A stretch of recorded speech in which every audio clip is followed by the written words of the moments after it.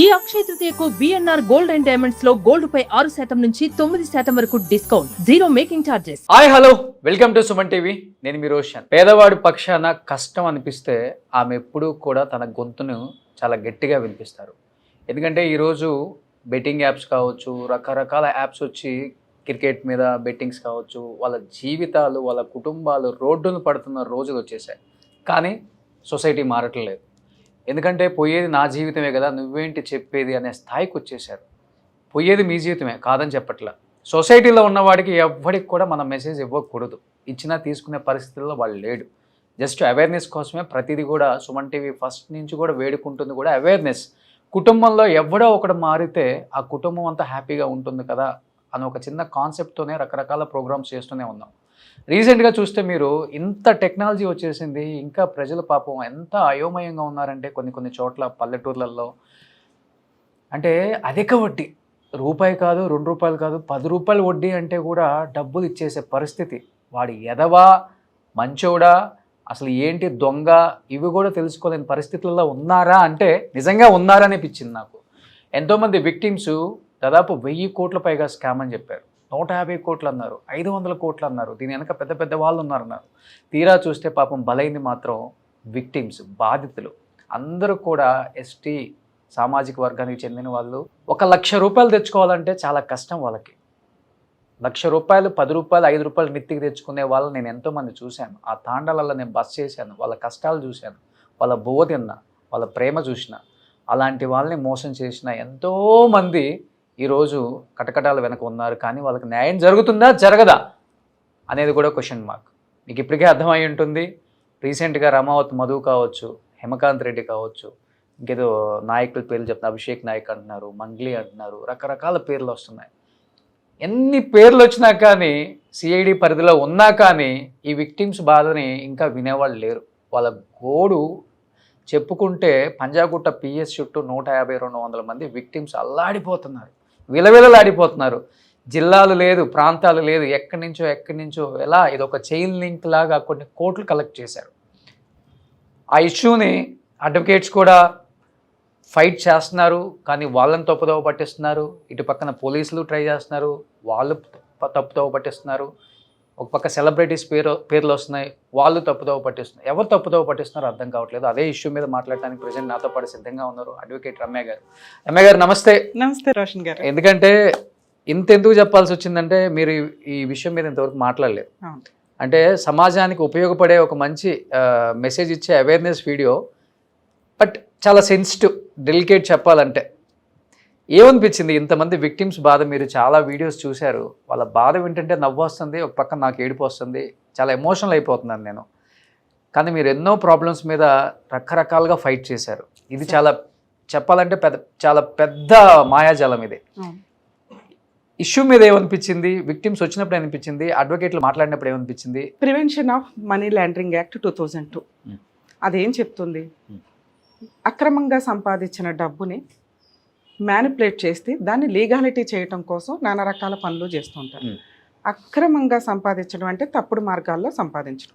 అవతల వ్యక్తిని మోసం చేసి కానీ, ట్రాప్ చేసి కానీ, అట్రాక్ట్ చేసి కానీ నమ్మించటం అనమాట. నమ్మించి నానా రకాల ప్లేసుల నుంచి అమౌంట్ ఒక చోటకి ఎస్టాబ్లిష్ చేసుకొని దాన్ని కన్వర్ట్ చేసుకోవడం కింద లెక్క. ఇది ప్రూవ్ చేయాలి అంటే, ఒకవేళ ప్రూవ్ చేస్తే మ్యాక్సిమం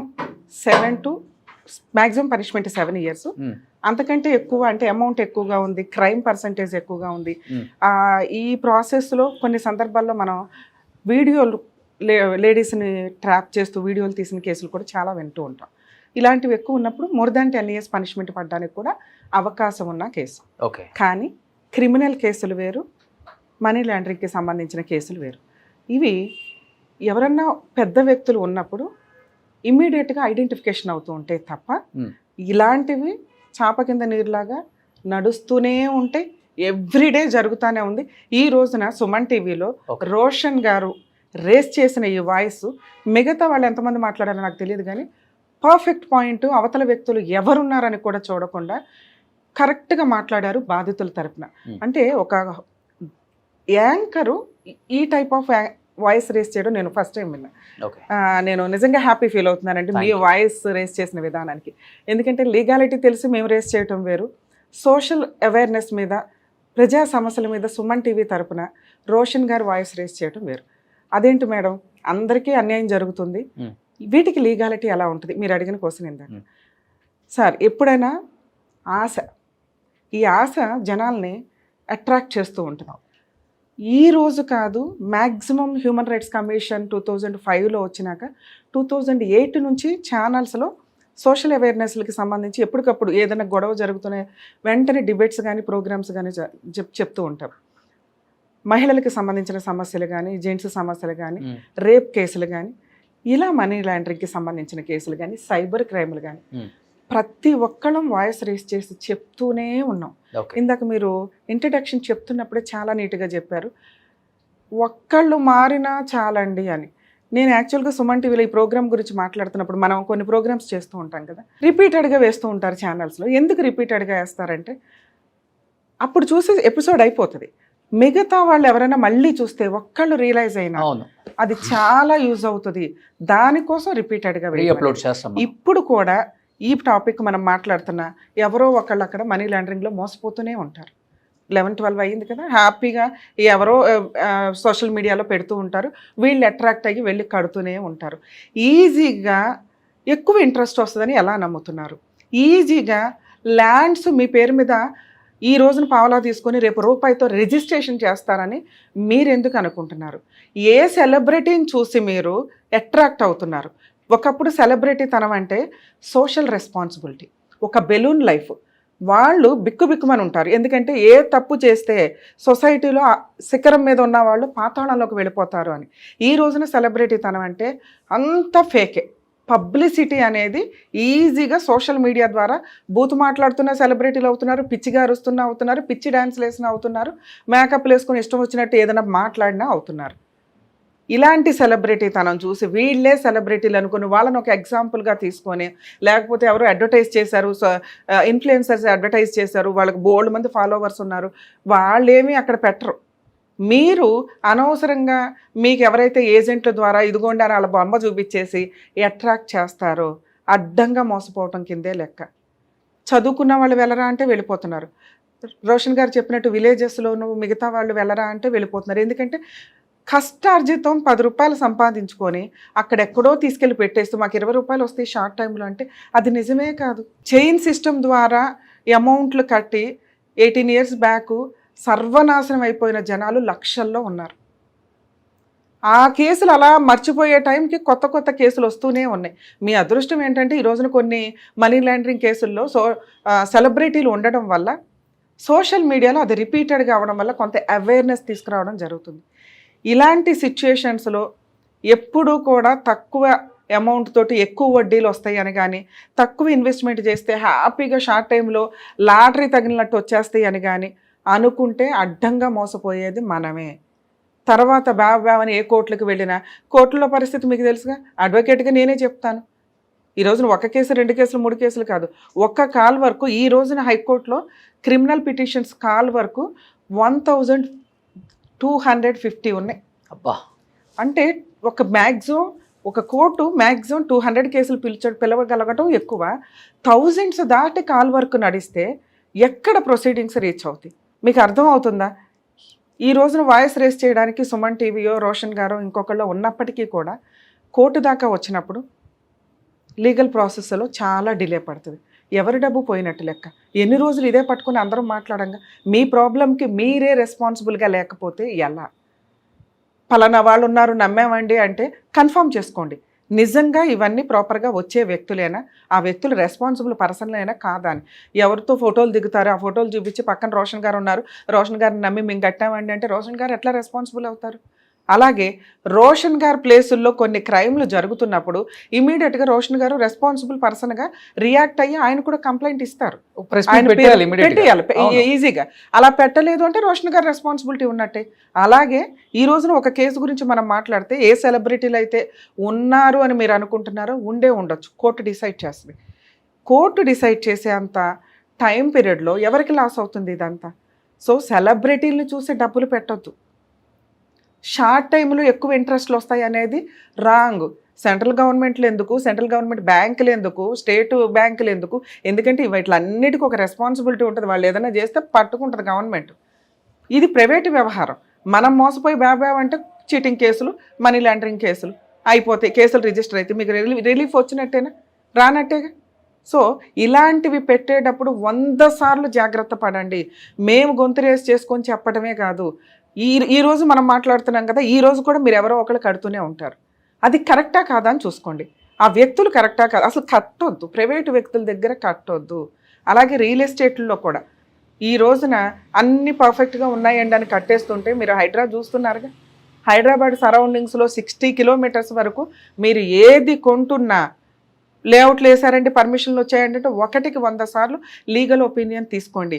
ఒకప్పుడు బ్యాంక్స్లో లీగల్ ఒపీనియన్ ప్రాపర్గా జరిగేవి ల్యాండ్కి సంబంధించే, కానీ ఈ రోజున మన ఫైనాన్స్ సంబంధించే లోన్స్ ఇస్తున్నారు, ల్యాండ్కి సంబంధించో మీ ఇల్లు చూసో ఇవ్వరు.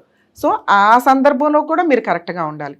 మనీ లాండరింగ్ అనేది ఈ రోజున మనం ఏ కేసు అయితే ఒకటి హైలైట్గా చూస్తున్నామో ఈ సందర్భంలోనైనా వాయిస్ రేస్ చేసి చెప్తున్నాం. దయచేసి ఇలాంటి వాటిలో ఇన్వాల్వ్ అవుతున్నప్పుడు ప్రాపర్గా మీ జాగ్రత్తలో మీరు ఉండడం బెటర్. అయినా వ్యక్తులు వచ్చి ట్రాప్ చేసి మోసం చేసి అట్రాక్ట్ చేసి రండి కట్టండి అని ఇలా ఎవరైతే మధ్యలో బ్రోకర్స్ ఏజెంట్లు ఉంటారో వాళ్ళందరూ కూడా ఇలాంటి కేసుల్లో ఖచ్చితంగా పనిష్మెంట్ పడుతుంది. కాకపోతే కొంచెం డిలే అవుతుంది. మ్యాక్సిమం 3 years పనిష్మెంట్, 3 నుంచి 7 years పనిష్మెంట్ పడే కేసులు ఇవి. అలాగే మరి ఆ అమౌంట్ని రికవరీ చేస్తారంటే ఖచ్చితంగా రికవరీ చేస్తారండి. ఇది క్రిమినల్ కేసు, పనిష్మెంట్కి సంబంధించి. ఇలా కొట్టేసినప్పుడు వీళ్ళకి సంబంధించిన ప్రాపర్టీని సీజ్ చేసే రైట్స్ ఉంటాయి. ఇది కొంతమంది అడ్వకేట్స్కి తెలియదు. క్రిమినల్ ప్రొసీడింగ్సే కదా అని వదిలేస్తారు. ఈ క్రిమినల్ కేసులో అడ్వకేట్స్తో పబ్లిక్ ప్రాసిక్యూటర్ ఉంటారు. పబ్లిక్ ప్రాసిక్యూటర్తో పాటు ప్రొటెస్ట్ పిటిషన్ ఫైల్ చేసుకొని ప్రైవేట్ అడ్వకేట్ ఇన్వాల్వ్ అయ్యి ఎవరైతే అక్యూజ్డ్స్ చెప్తున్నారో ఈ కేసు తేలే వరకు వాళ్ళ ప్రాపర్టీలు అటాచ్మెంట్ చేసే రైట్స్ ఉంటాయి. ప్రాపర్టీలు ఇప్పటికిప్పుడు ఇమీడియట్గా అటాచ్ చేస్తే కనుక వాళ్ళ పేర్లు మార్చుకోకుండా, రిజిస్ట్రేషన్ల పేర్లు మార్చుకోకుండా ఆపగలుగుతారు. వీళ్ళ ప్రాపర్టీలు ఎక్కడున్నాయో ఎంక్వైరీ చేసి ఆ ఈసీ కాపీలు డీటెయిల్స్తో పాటు ఈసీ కాపీలు, ప్రాపర్టీ డాక్యుమెంట్లు కూడా అవసరం.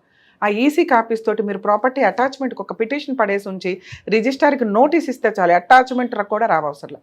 ఎందుకంటే ఇది లిటిగేషన్ ప్రాపర్టీ కింద లెక్క. ఈ కేసు తేలడానికి టైం పట్టింది అనుకోండి, అప్పటిదాకా ప్రాపర్టీలు అలాగే పెండింగ్లో ఉంటాయి. ఫెయిల్ అంటే Ramavath Madhu 10th class fail. ఇది ఎప్పుడైతే సిఐడి పరిధిలోకి వెళ్తుంది అన్నప్పుడే చాలా ప్రాపర్టీస్ వాళ్ళ రిలేటివ్స్ పేరు మీద రిజిస్ట్రేషన్ చేయించేసాడంట. చూడండి ఎంత తెలివి. అంటే ఈ టాపిక్ మేబీ ఎవరు మాట్లాడి ఉండరు. క్రిమినల్ కేసులు అంటే పనిష్మెంట్లు వాళ్ళని పట్టుకొని డబ్బులు ఇచ్చేస్తారు అని అనుకుంటున్నారు. కానీ ఇది లీగాలిటీ.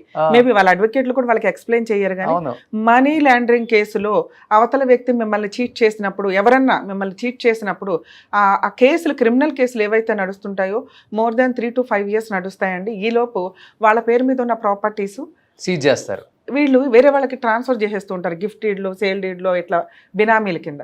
ఈలోపు వీళ్ళు ఈ కేసు వేయడం కూడా చాలా మందికి తెలియదు, అటాచ్మెంట్ క్రిమినల్ కేసుల్లో వేయొచ్చు అని. ప్రాపర్టీ అటాచ్మెంట్లు వేసుకుంటే ఇప్పుడు మీరు చెప్తున్నారు 10th క్లాస్ చదివిన అతనికి ఇంతమంది ఇన్ని కోట్లు, మీరు మాట్లాడుతున్నది 100 crores 200 crores. నాకు తెలిసి అది more than 500 నుంచి 1000 crores దాకా ఉన్న వ్యవహారం అని. అంటే మేబీ మీడియాలోకి వచ్చి నేను మాట్లాడకపోవచ్చు, కానీ కేసు గురించి సోషల్ అవేర్నెస్లో అవేర్నెస్ ఉంటుంది కదా, ఇట్లా ఉందేంటి ఈ సొసైటీ, ఈ మనుషులు ఇంత బకరాల్లాగా అయిపోతున్నారు, ఎంత సైబర్ క్రైమ్ ఎంత జరుగుతుంది. ఈ రోజు మాట్లాడుతుంటే సైబర్ క్రైమ్ జరుగుతూనే ఉంటుంది. ఎన్ని రకాలుగా జరుగుతుందో గవర్నమెంట్ మొత్తుకొని చెప్తుంది. మనకి ఏదో రింగ్ టోన్ పెట్టిన సందర్భాలు కూడా ఉన్నాయి. అయినా వీళ్ళు మోసపోతానే ఉంటారు. ఆశ, భయం, అనవసరంగా వెళ్ళి మీరు ఇన్వాల్వ్ అయ్యి డబ్బులు కట్టడం అనేది మీ గొయ్య మీరు తవ్వుకోవడం కింద లెక్క. ఈ కేసులో కూడా సార్ అక్యూజ్డ్ 5 మెంబర్స్ని మనం చూస్తున్నాం. 5 to 7 మెంబర్స్ ఎవరు ఉన్నారు, వీళ్ళందరి ప్రాపర్టీస్ కేసు తేలే వరకు సీజ్ చేసే రైట్స్ ఉన్నాయి.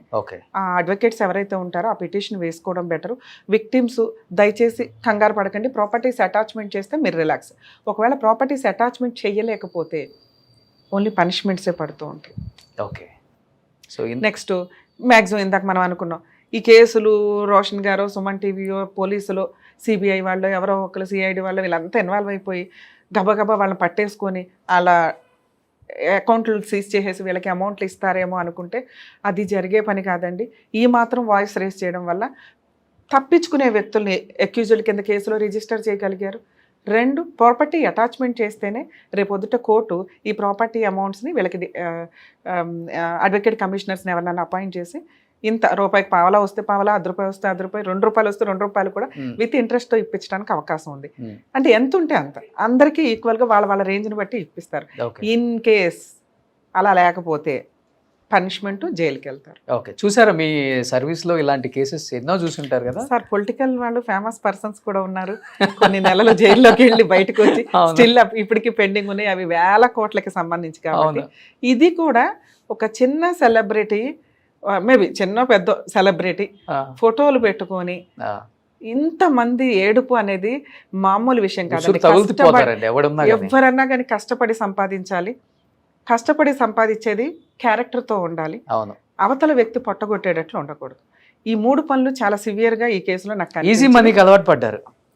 ఇది ఎంత కాలం అండి మనిషి జీవితం చూస్తుంటే మేడం, ఒక 5-10 years బ్యాక్ ఓఆర్ఆర్ లో ఇప్పుడంటే 100 కోట్లు అంటున్నారు కానీ అప్పుడు ఇంత ఉండేది కాదు.